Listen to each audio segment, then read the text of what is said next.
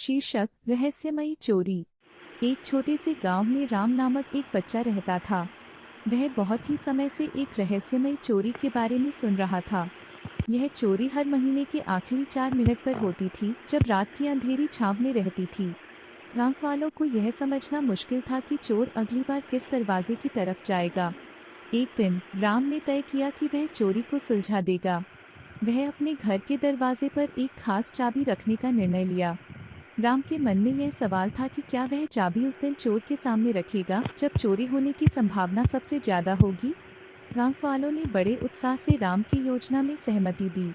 वे आखिरकार दिन बिताने के लिए वही वक्त चुनने के लिए राम की सलाह लेने के लिए उत्सुक हो गए।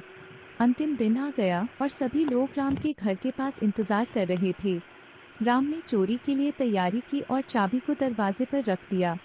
4 मिनटों के आखिरी पल के बाद बड़ी तेजी से हवा चलने लगी और दरवाजा खुल गया। लोगों ने राम की वीरता की प्रशंसा की, लेकिन जब राम ने अपने घर के अंदर जाने की कोशिश की, उसने देखा कि एक बड़ा छिद्र उसके दरवाजे के अंदर था। राम ने ध्यान से देखा और उसे चौंका देने वाली सच्चाई सामने आई।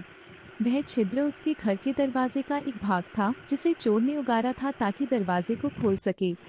राम के अंदर घुसने के लिए चोर ने दरवाजे के आसपास एक छिन्न-भिन्न योजना बनाई थी। यह देखकर राम को पता चला कि चोरी का रहस्य अब उसके और गांव वालों के बीच था। उसने जल्दी से चोरी की जानकारी सभी को दी। सबने मिलकर चोरी को रोकने के लिए काम किया। 1 महीने बाद चोरी का समय आया। चोर दरवाजे के पास पहुंचा, लेकिन उसने देखा कि गांव वाले दरवाजे के आसपास भरी हुई थी। चोर चौंक गया और वहां से दौड़कर भाग गया। राम और गांव वाले एक दूसरे को धन्यवाद दिए, क्योंकि उन्होंने साथ मिलकर रहस्यमय चोरी को रोक दिया। इस घटना ने उन्हें एक दूसरे पर विश्वास और सामरिकता बढ़ाने का अवसर दिया। इस रहस्यमय चोरी की कहानी ने सबको यह सिखाया कि साथ मिलकर और एक दूसरे पर भरोसा करके हम हर मुश्किल को पार कर सकते हैं।